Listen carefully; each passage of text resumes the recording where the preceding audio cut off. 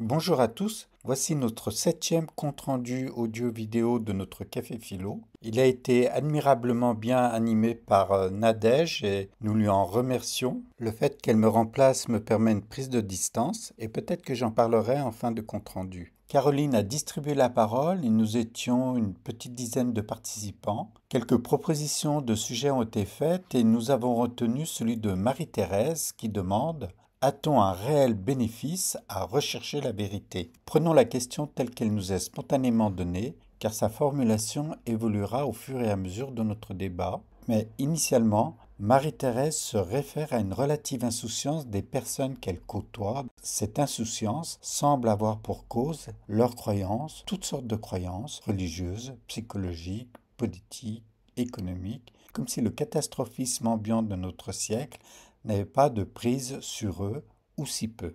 Je propose également que nous mettions de côté la perception de Marie-Thérèse qui peut être faussée. En effet, les gens jouent à être heureux. Peut-il en être autrement? Ève Laure a mentionné à ce titre L'être et le néant de Sartre, où le garçon de café, enjoué par son aisance, sa dextérité à servir, à se mettre en spectacle dans le regard des clients, ce garçon de café joue son propre rôle. Il s'est identifié à sa fonction, c'est l'image qu'il offre de lui dans le regard d'autrui, et son soi, ou son en-soi, comme dirait Jean-Paul Sartre, autrement dit sa possibilité d'être lui est totalement libre en regard à ses déterminations psychologiques et sociales, son en-soi donc lui échappe totalement. Ce garçon de café est aveugle à lui-même. Pour ceux qui veulent approfondir, nous postons des références dans les détails de la vidéo.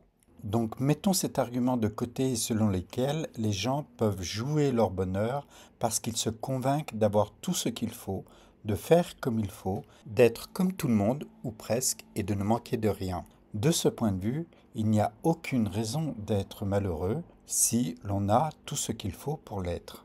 À partir de là, la question de Marie-Thérèse pourrait être: la vérité est-elle un empêchement au bonheur de vivre, à la possibilité qu'un sens de la vie existe par-delà soi, dans le politique, dans le progrès technique, dans l'économie, dans l'idée que nos gouvernements font du mieux qu'ils peuvent, etc., et que nous pouvons dormir tranquilles? Ce serait une sorte de foi ou de positivisme intégré en la vie elle-même. Mais deux ou trois objections se présentent. Si je suis croyant ou positiviste, les deux termes ne sont pas synonymes, ils ne renvoient pas au même type d'attente ou d'espérance en l'avenir, mais ils ont en commun de permettre de se projeter ailleurs que dans le monde présent et ses déterminismes induits par les dynamiques du moment. Dans ces conditions, on peut considérer que je me dissocie ou que je me mets en rupture avec un rapport direct à la vérité des faits et des choses. De fait, je n'ai plus de levier d'action possible sur les événements, sur les faits, en raison de mon décalage avec eux. Dans ce cas, mon bonheur dépend de ma capacité à ignorer le monde ou à me sentir détaché ou indépendant de lui. La question c'est: jusqu'à quand? Jusqu'où me sera-t-il permis de ne pas me sentir affecté par le monde, son histoire, sa politique, ses mesures sociales et sanitaires, par la pollution de l'air, de l'eau, la raréfaction des ressources, etc., etc. Et bien entendu, de quoi est fait le positivisme ou ses croyances qui me permettent d'espérer pour le mieux en attendant que tout s'aggrave? Nous reviendrons à cette question plus tard. En attendant, l'objection majeure qui répond à l'argument du positivisme ou des croyances est l'argument de vérité. Qui peut prétendre détenir une vérité qui vaut mieux qu'une autre? Pour répondre à cette question, nous sommes obligés de revenir sur ce que nous entendions par croyance, positivisme, vérité. Il nous faut resserrer notre sujet autour de ces termes pour saisir en quoi, par exemple, vérité et croyance s'opposent ou peut-être se complètent, et de quelle manière le bonheur ou l'insouciance peuvent également se composer avec un certain rapport aux faits. En fait, on pourrait tout à fait être porteur de croyances sans pour autant renier les faits et saisir en quoi ces deux activités cognitives, approcher les faits et avoir des croyances, s'articulent pour comprendre le monde. Pour prendre de la hauteur par rapport à notre sujet, nous devons faire un détour par l'épistémologie. c'est-à-dire la manière dont nous construisons les savoirs, tous les savoirs, sur le monde, sur nos croyances, sur nous-mêmes, sur l'histoire, la géographie, toutes les disciplines, la physique, les sciences humaines, etc. Car un autre aspect de l'épistémologie, c'est de mettre en évidence la valeur de ces savoirs, c'est-à-dire leur pertinence entre ce qu'ils énoncent et ce qui est dans la réalité. C'est un rapport de vraisemblance entre une chose qui est dite et une chose qui est observée. Alors pourquoi ce détour par l'épistémologie? Il y a deux raisons principalement. Il s'agit d'échapper au rapport de contradiction qui stérilise tous les débats dès que l'on reste cloisonné à une seule discipline, y compris en philosophie. La seconde raison tient aux cafés philo eux-mêmes. Les personnes qui les fréquentent font usage de l'expérience et de tous les savoirs qui leur sont disponibles dans leur environnement. Pour pouvoir faire le lien entre leurs arguments et ceux de la philosophie, nous devons apprendre à ouvrir notre horizon tout en essayant de ne pas nous perdre, ce qui n'est pas toujours une mince affaire. Mais revenons à la philosophie et en particulier à la phénoménologie pour donner un exemple. Très rapidement, nous avons évoqué à un moment donné la phénoménologie. Sartre provient de cette école. Or, tous les courants de la phénoménologie, d'Hegel, d'Heidegger, de Merleau-Ponty ou encore de Paul Ricoeur, sont difficilement compatibles, voire comparables entre eux. Leurs projets sont différents. Leur seul point commun est de s'inspirer d'Edmond Husserl, le fondateur de la phénoménologie. Mais ce que nous disons de la phénoménologie est vrai pour tous les courants de la philosophie, ceux du pragmatisme, de la métaphysique ou de l'utilitarisme, et c'est vrai également pour l'ensemble des disciplines, l'économie, la sociologie, l'éthologie, etc. Or, cela nous pose trois problèmes. Le premier, le plus évident et que nous savons tous, c'est qu'aucune discipline n'embrasse suffisamment de savoir pour comprendre le monde dans sa totalité.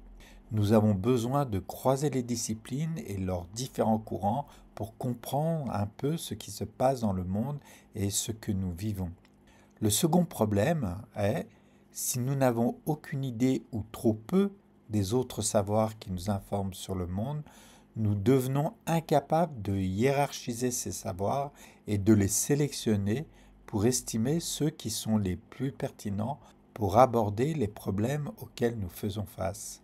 Enfin, la troisième difficulté, c'est que par ailleurs, nous recevons le monde dans sa totalité. Nous tendons à le percevoir comme une totalité et nous interagissons avec lui avec la totalité de ce que nous sommes. En conséquence de ces difficultés, trois autres problèmes en découlent. Nous devenons inopérants pour comprendre et pour agir sur le monde. Le second problème est que nous devons assumer que chacun d'entre nous construit un rapport subjectif au monde, puisqu'il puise généralement dans un ensemble de savoirs disponibles l'idée qu'il se fait du monde. Enfin, la troisième difficulté, c'est peut-être un rapport de conséquence, c'est que les solutions et les savoirs que nous mobilisons conditionnent les solutions que nous pensons pour le monde. Pour le dire rapidement, si je suis économiste, je pense que les gens ont des problèmes d'économie. Si je suis psychologue, je pense que les gens ont des problèmes psychologiques. Et si je suis religieux, je pense que les gens manquent de spiritualité. C'est juste pour le dire rapidement. Après ce tour d'horizon, revenons à notre question pour tenter de faire le lien. La vérité empêche-t-elle d'être heureux? Aujourd'hui, il est acquis que personne ne détient d'autorité le statut de la vérité. D'où le recours à l'épistémologie pour continuer à faire usage de la raison, de sorte à être en mesure de proposer une hiérarchie et une pertinence des savoirs selon le type de problème que nous devons traiter. Et pour faire le lien entre vérité et bonheur, personne ne peut décider pour personne où se trouve le bonheur de l'autre, alors que nous faisons tous usage des savoirs disponibles dans notre monde d'aujourd'hui. Il y a donc un lien à faire entre bonheur et vérité, sauf que nous ignorons comment chacun articule ce lien entre son bonheur et ce qui fait vérité pour lui, et nous ignorons également comment chacun articule son bonheur à celui d'autrui, au collectif et à la société dans laquelle il vit.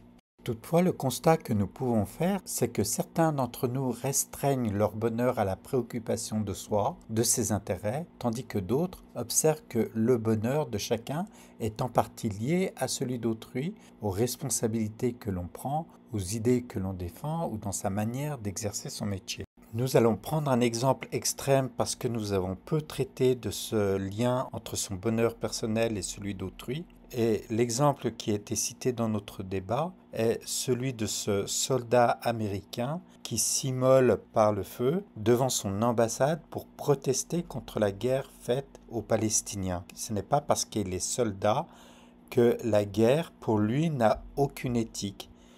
Ce soldat conjugue ainsi un rapport de vérité aux faits et à son bonheur personnel qui lie au massacre perpétré par l'armée américaine contre les Gazaouis.